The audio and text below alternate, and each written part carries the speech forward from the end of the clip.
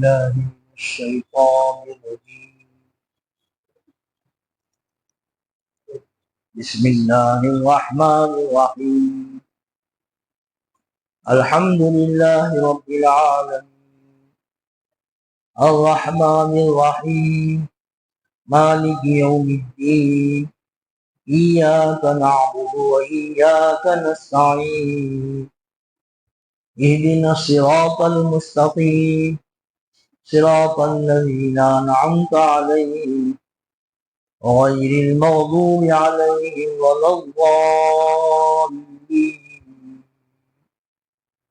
آمين صدق الله العظيم وصدق رسوله النبي الحبيب الكريم ونحن على ذلك لمن الشاهدين والشاكرين والحمد لله رب العالمين۔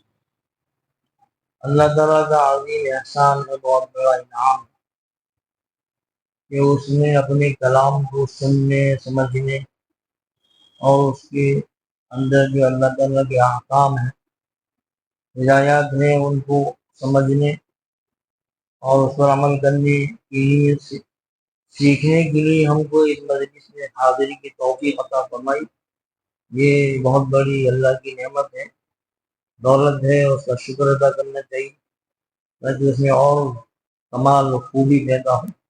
اللہ تعالیٰ برکت عطا فرمائے۔ یہ اللہ تعالیٰ کلام ہے، اللہ تعالیٰ کی کتاب ہے، اللہ تعالیٰ کا بھیجا ہوا قانون ہے۔ دنیا میں بسنے والے لوگوں کو اس قانون کے مطابق چلنا ہے۔ یہ چیزیں حرام ہیں، اس سے بچنا ہے، ان چیزوں کو کرنا ہے، یہ فرائض ہے، ان کو ادا کرنا ہے۔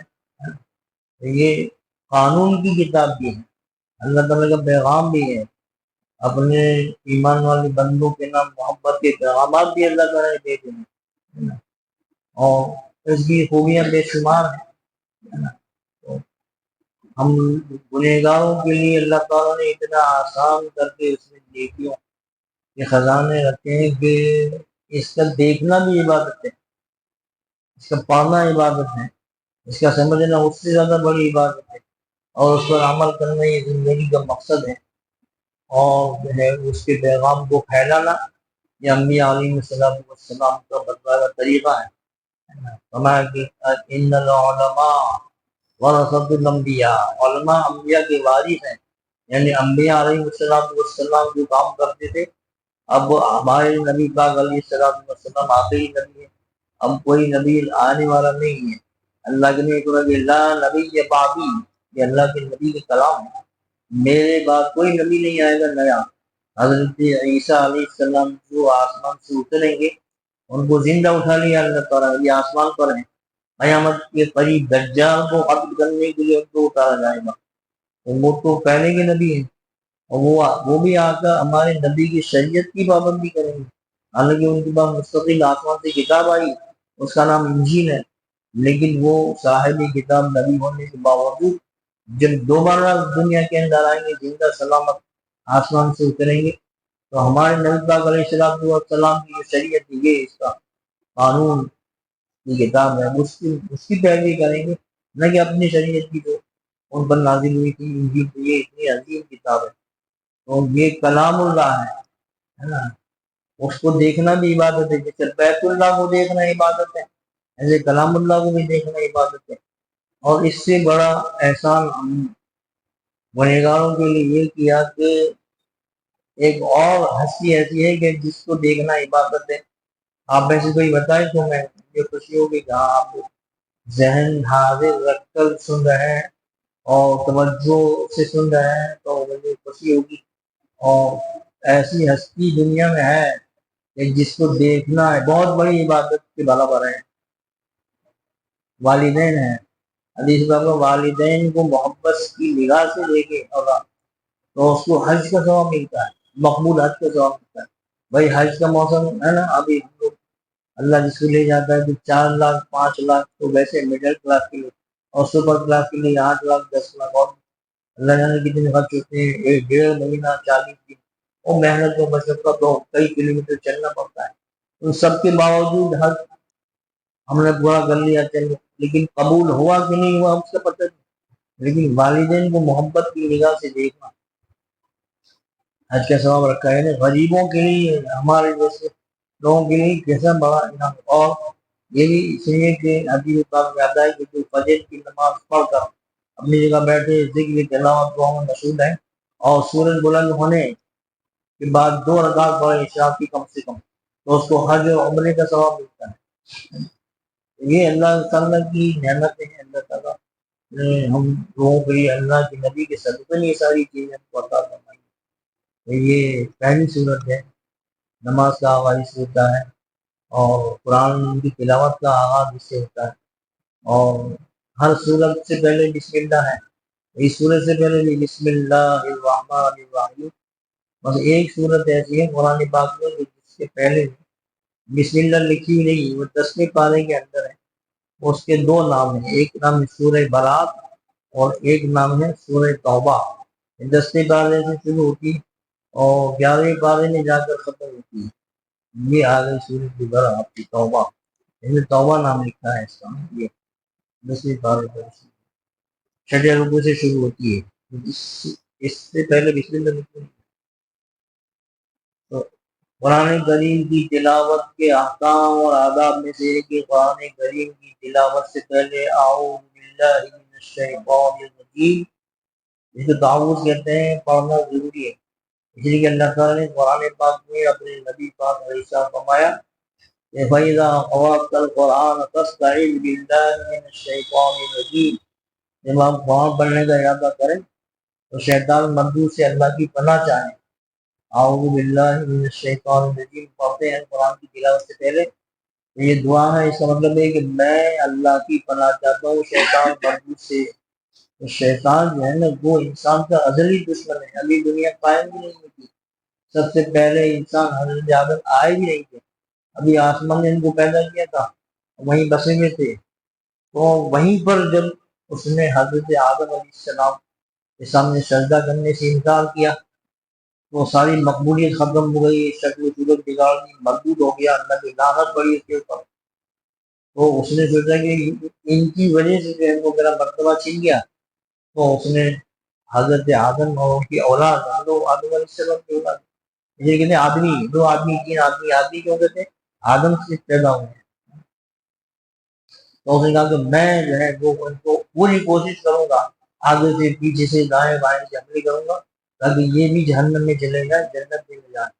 تو وہ تو ہر موقع پر انسان کے عمل میں خلل ڈالنے کے لیے، عمل کو خراب کرنے کے لیے کوشش کرتا ہے.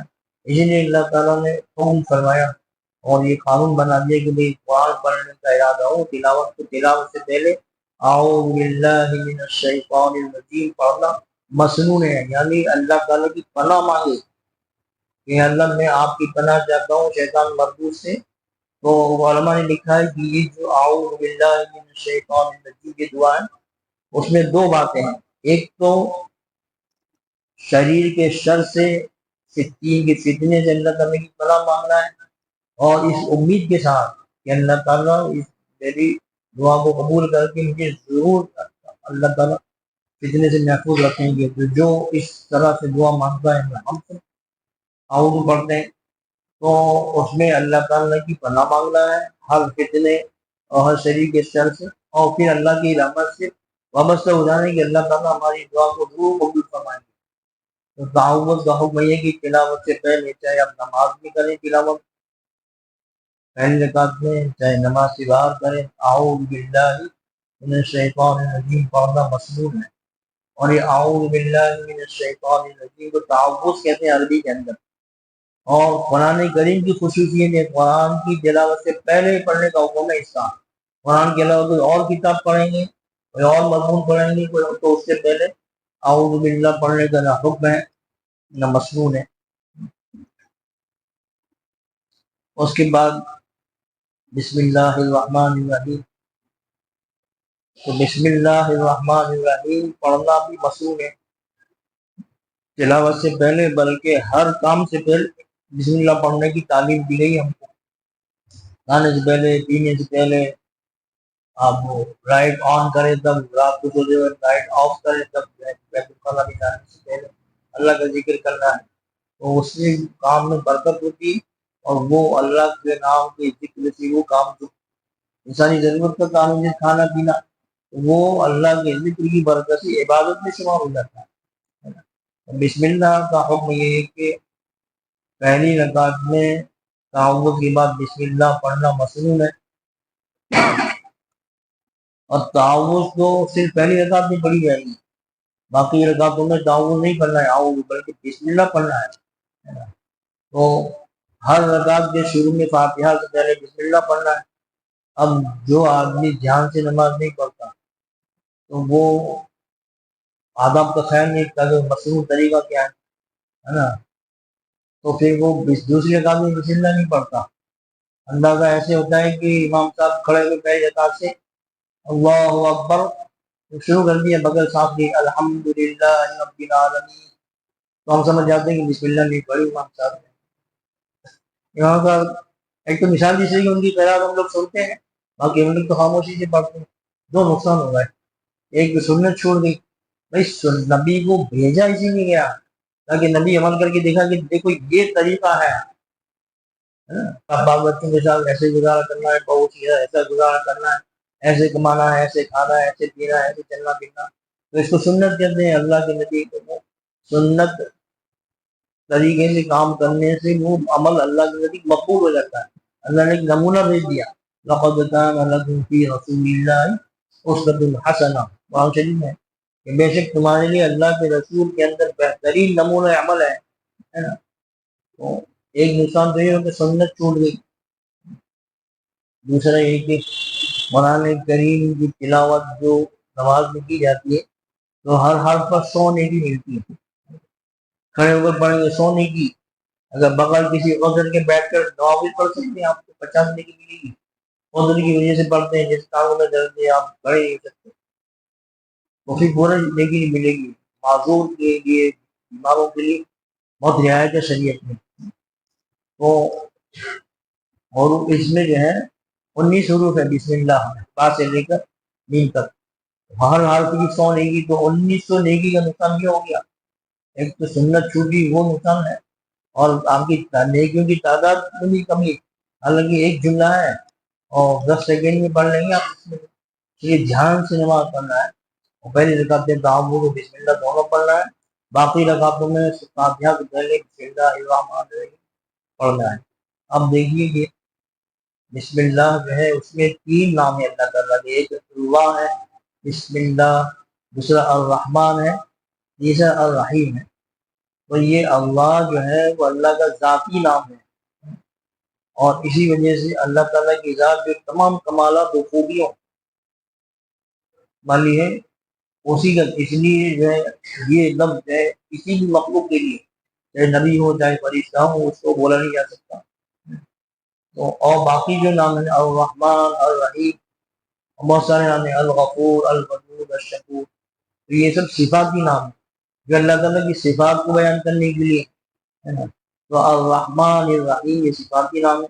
صفات کے نام تو اللہ تعالیٰ کے بہت سارے صفات ہیں، تو ان ناموں کو ظاہر کرنے کے لیے، بیان کرنے کے لیے عربی زبان میں کوئی ایک لفظ نہیں ہے، اس لیے الگ الگ نام ہوتے ہیں، اس سے رحمان ہے، رحیم، غفور ہے، شکور ہے، الودود ہے، الجبار ہے، القہار، بہت سارے نام قرآن شریف میں بھی ہے نا۔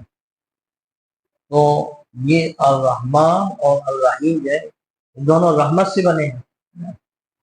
تو جیسے مثال کے طور پر کوئی آدمی ہے، اس کے اندر کئی خوبیاں ہیں، بہت ساری صلاحیتیں اس کے اندر ہے نا، وہ عالم بھی ہے، حافظ بھی ہے، قاضی بھی ہے، مفتی بھی ہے، اور ان سب چیزوں، سب خوبیوں کے لیے ایک لفظ اردو میں نہیں ہے، اس لیے اس کو کہیں گے یہ قاری صاحب ہے، مولانا ہے، حافظ صاحب ہے، مفتی صاحب ہے، یعنی انہوں نے جو ہے وہ قرآن بھی حفظ کیا ہے، صحیح طریقے سے پڑھنے کا فن قرآن بھی سیکھا ہے، اور قرآن حدیث سے مسئلہ معلوم کرنے کی صلاحیت بھی انہوں نے پیدا کی۔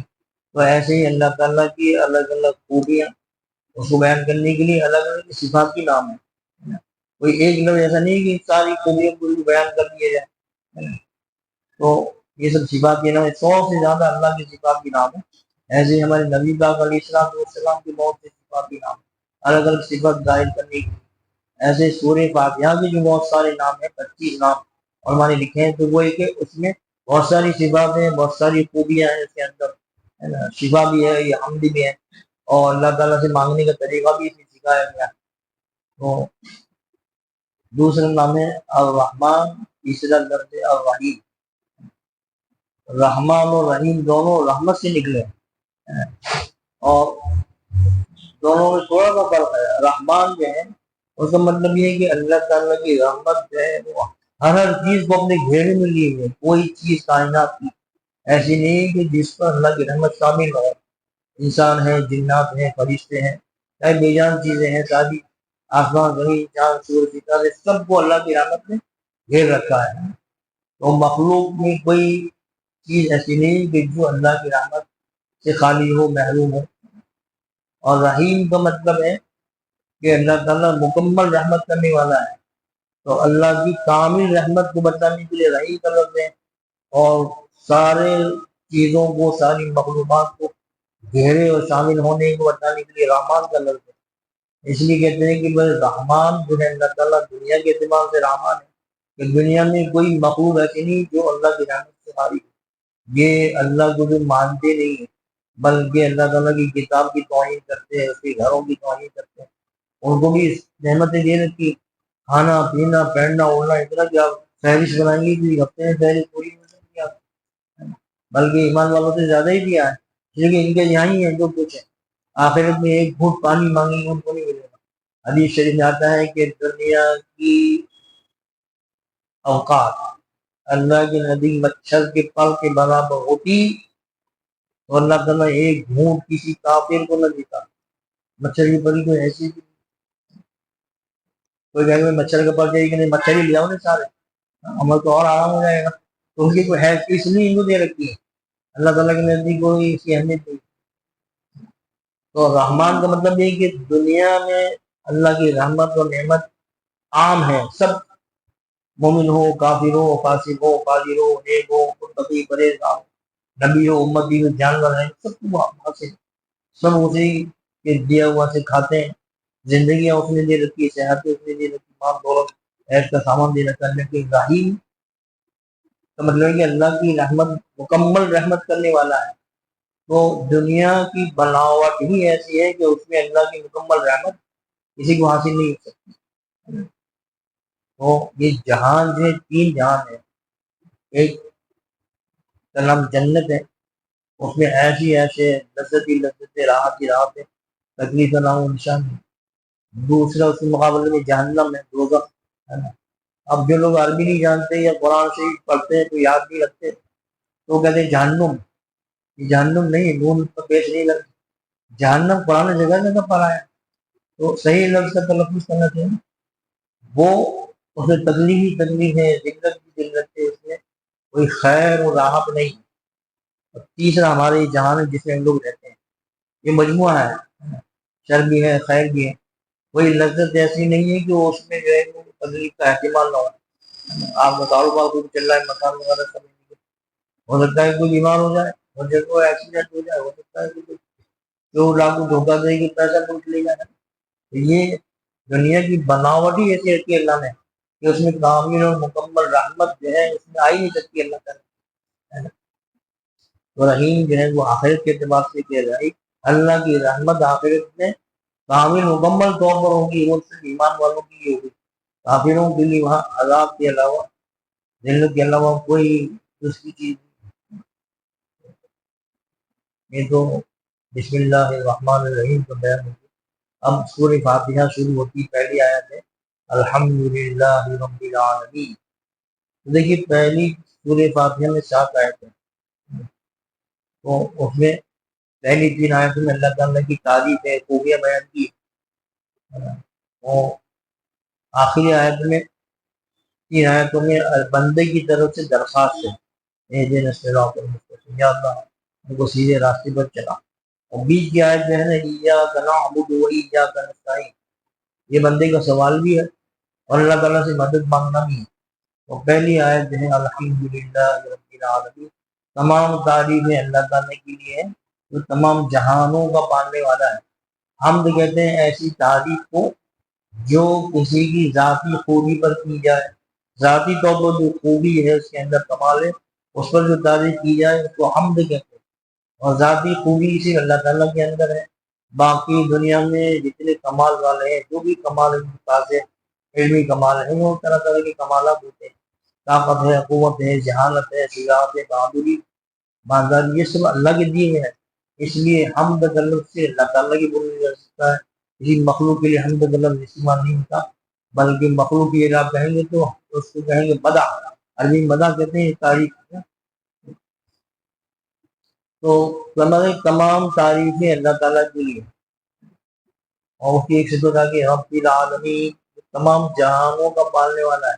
رب کہتے ہیں پالنے والا ہے، یعنی کسی چیز کو آہستہ آہستہ نرمی کے ساتھ اس کے کمال تک پہنچانا نہیں ہے رب کا معنی۔ پالن ہار جس کو ہم کہتے ہیں پالنے والا کہتے ہیں، تمام جہانوں کا پالنے والا ہے۔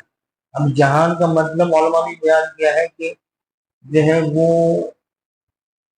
ایک دنیا ہماری جس میں ہم لوگ رہتے ہیں نا، یہ زمین، آسمان، چاند، سورج، ستارے، یہ ایک جہان ہے۔ ایسے بے شمار جہان، ایسے عالم اللہ تعالیٰ نے پیدا کیے ہیں جو ہماری نظروں سے اوجھل ہیں، ہم سے دیکھ نہیں سکتے۔ اور ایسے ہی بیان کیا ہے کہ ہم لوگ جیسے انسان ہیں، بہت سارے تو اس میں کالے گورے، پڑھے لکھے، بے پڑھے لکھے، اچھے برے، تو یہ ایک جہان ہے نا، عالم الجن، عالم الانس۔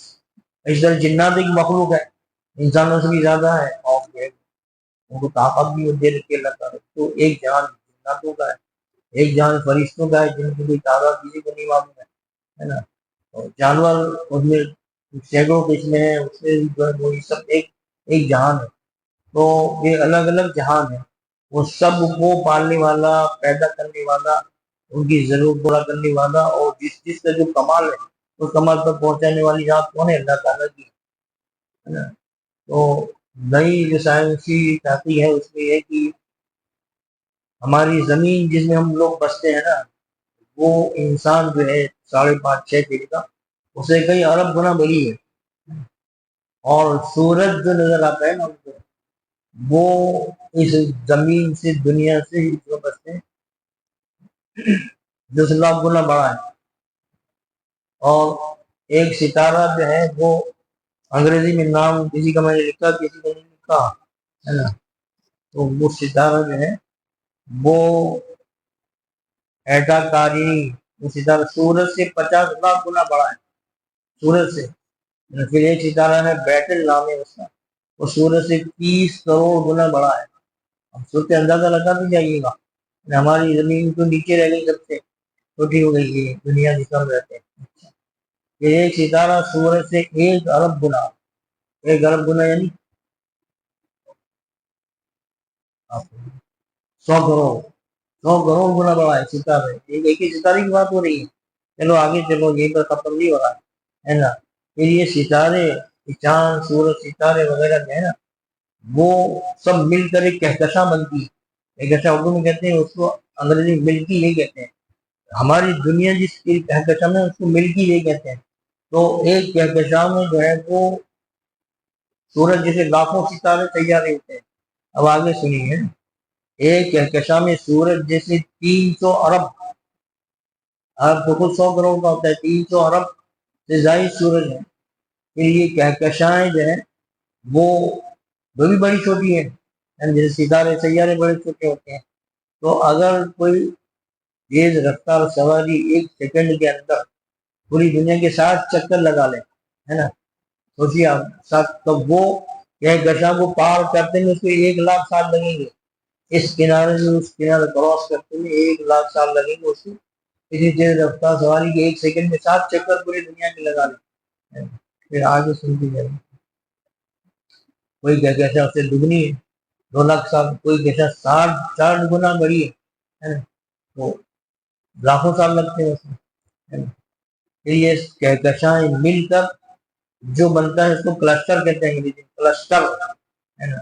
تو ایک کلسٹر کے اندر 47,000 کہکشائیں ہوتی ہیں۔ پھر یہیں پر بات ختم نہیں ہوتی، کلسٹر جو ہے وہ مل کر سپر کلسٹر بنتا ہے نا۔ یہ جدید ریسرچ ہے، نئی ریسرچ ہے۔ تو اس میں 100 کے قریب کلسٹر ہوتے ہیں، سپر کلسٹر میں 100 کے قریب کلسٹر ہوتے ہیں، اور ایسے 1 کروڑ سپر کلسٹر اس کائنات کے اندر ہے۔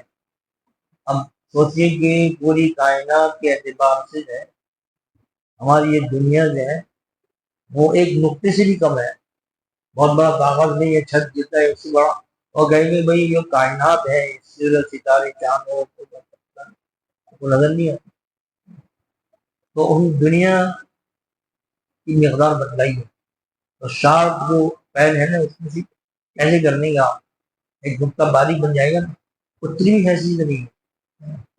تو ایک محاورہ ہے اردو کے اندر، کنویں کا مینڈک، کوئی آدمی بہت محدود اس کی ذہنیت تو بہت محدود، تو کنویں کے مینڈک والی کہاوت بھی ہمارے لیے جو ہے وہ کم ہے، اس سے ان کو اور بھی زیادہ۔ تو یہ اللہ کی ربوبیت کا حال ہے کہ اتنی بڑی کائنات اور اتنے بڑے جو ہے وہ مخلوقات کو اللہ تعالیٰ سب کو پیدا کیا، سب کو پالتا ہے، سب کی ضرورتیں پوری کرتا ہے۔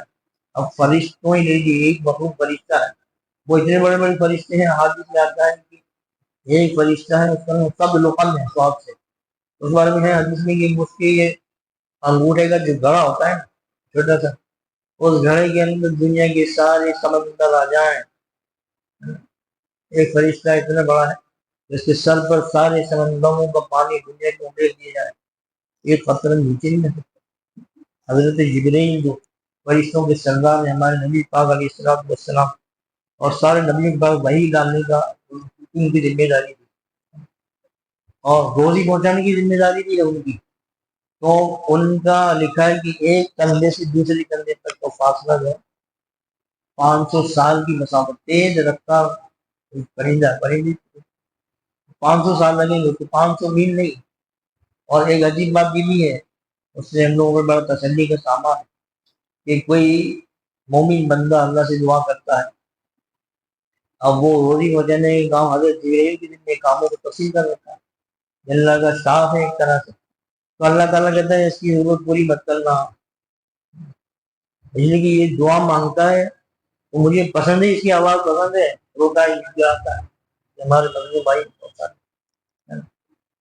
میں اس کی آواز سننا چاہتا ہوں۔ اور کوئی کافر بندہ اگر دعا مانگتا ہے، کوئی حاجت مانگتا ہے، تو اللہ تعالیٰ کہتا ہے جبرائیل جلدی سے اس کی حاجت پوری کر، میں اس کی آواز سننا نہیں چاہتا، حاجت پوری کریں گے چپ ہو جائے گا۔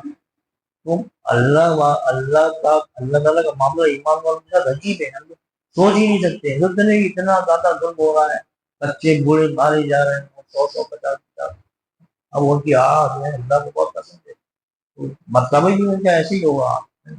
شہید کا مرتبہ اتنا بلند ہے کہ اللہ کے نبی تو سارے نبیوں کے سردار تھے، سارے رسولوں کے امام تھے، آپ کے برابر رتبہ مخلوق میں کسی کا نہیں ہے، بادل خدا بزرگ کوئی قصہ مختصر، سارے نبیوں کی کمالات آپ کے اندر ہیں، حسن یوسف دم عیسیٰ ید بیضا داری، حضرت یوسف کا حسن، اور جو ہے وہ عیسیٰ علیہ السلام دم کرتے تھے، مردہ زندہ ہوتے تھے، بادل صاحب پوری صحیح ہوتے تھے، اور حضرت موسیٰ علیہ السلام کی لاٹھی ازدا بن جاتی تھی، آج یہ خوبا ہما دارن تو تنہا داری، یہ سارے کمالات حکومیاں پیغمبروں میں تھے، تنہا آپ کے اندر ہے۔ بادل خدا بزرگ تھی، تو اللہ کے بعد مخلوق نے کسی مرتبہ ہے تو ہمارے نبی پاک علیہ السلام کا ہے، اس کے باوجود آپ شہادت کی تمنا کرتے تھے، بخاری شریف میں ہے کہ فرمایا کہ میں چاہتا ہوں میں اللہ کے راستے میں مارا جاؤں، پھر زندہ کیا جاؤں، پھر مارا جاؤں، اور اللہ تعالیٰ نے آپ کی تمنا پوری کی، شہادت کا مرتبہ اتنا اونچا ہے کہ نبیوں کے سردار اس کی تمنا کرتے ہیں، وہ مرتبہ ان کو مل رہا ہے نا۔ تو اور اللہ کے نبی کی تمنا ایسے پوری کہ خیبر جو آپ نے فتح کیا، لیکن یہودیاں نے زینب نام تھا اس کا دعوت کی، اللہ کے نبی نے قبول کر لی، ہے نا۔ اس کے بعد بونگ کا گوشت اللہ کے نبی کو پسند ہے، تو بونگ کا گوشت بنائے اور گوشت میں زہر ڈالا، بونگ میں خاص طور پر ایسا قاتل زہر فوراً آدمی ختم ہو جائے۔ اللہ کے نبی نے جب بوٹی اٹھا کے منہ میں ڈالی، بوٹی نے کہا میرے اندر زہر ہے، معجزہ تھا، حضرت جبرائیل نے آ کے تصدیق کر دی کہ اس کھانے میں زہر ملا ہوا ہے، آپ نے اس کو نکال دیا۔ ایک صحابی تھے بارہ نام تھا، تو ان کی جو زہر سے وفات ہو گئی، اب آپ کی وفات تو مقدر تھی 4 سال کے بعد، لیکن حضرت فرماتے ہیں کہ جو ہے وہ یہ زہر کا اثر، خیبر کے لقمے کا اثر بار بار ہو رہا ہے، اسی لیے آپ نے پچھنے لگوائے سنگھی، وہ جس کے اندر سے خون نکالا جاتا ہے، چائنا نے وہ نکالا، کٹوری رکھ دیتے ہیں وہ واقعی سے وہ، تو اس کو پچھنا کہتے ہیں، اردو میں، اور عربی کے اندر جو ہے اس کو حجامہ کہتے ہیں. تو آپ صلی اللہ علیہ وسلم نے بھی لکھا ہے گردن کی کنارے لگوایا ہے نا. تو وہ کیا تھا کہ جب زہر زور کرتا تھا تو زہریلے مادے کو زہر خون میں شامل ہو جاتا ہے، تو خون نکالنے سے بھی اس میں راحت ہوتی ہے آپ کو ہے نا. تو اللہ کی حکمت کی خیرت کا لقمہ بار بار جو ہے اور مطلب کہ میری قلب کٹی جا رہی، دل کی طرف کٹی جا رہی، تو آپ کی وفات شہادت کی وفات، وہ شہادت کا مطلب اتنا اونچا ہے کہ اللہ تعالیٰ نے وہ اپنے بندوں کو، بھائی اللہ نے ایک مقام مقرر کر رکھا ہے بندے کا. بندہ کمزور ہوتا ہے اور اس مقام تک اپنے عمل کے ذریعے نہیں پہنچ سکتا، جیسے ہم لوگ ہیں کچھ کر نہیں سکتے، تو پھر وہ تکالیف اور مصیبت ڈالتا ہے اس کے اوپر. بیمار ہو گیا، گھاٹا ہو گیا، دھوکہ ہو گیا، خسارہ ہو گیا اور دشمن نے مار دیا، تو پھر وہ اس مقام تک پہنچ جاتا ہے اس کے ذریعے سے ہے نا.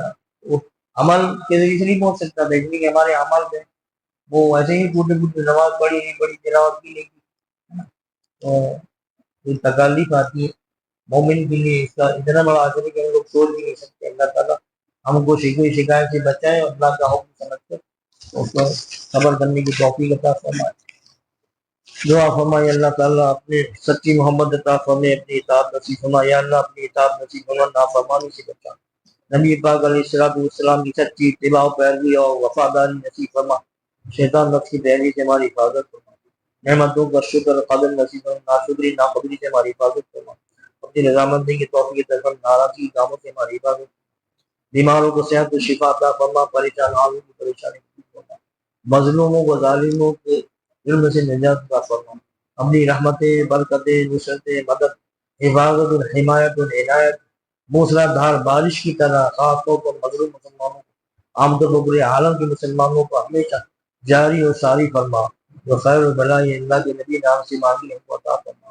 یہ سب گویا سے اللہ کے نبی نام کی پناہ چاہیے، ہماری حفاظت فرما. جو مانگا عطا فرما، مانگنے سے لگی عطا فرما. ربنا تقبل منا انك انت السميع وتب علينا انك انت التواب الرحيم. وصلى الله تعالى على خير خلقه سيدنا محمد وعلى اله واصحابه اجمعين. سبحان ربك رب العزة عما يصفون وسلام على المرسلين والحمد لله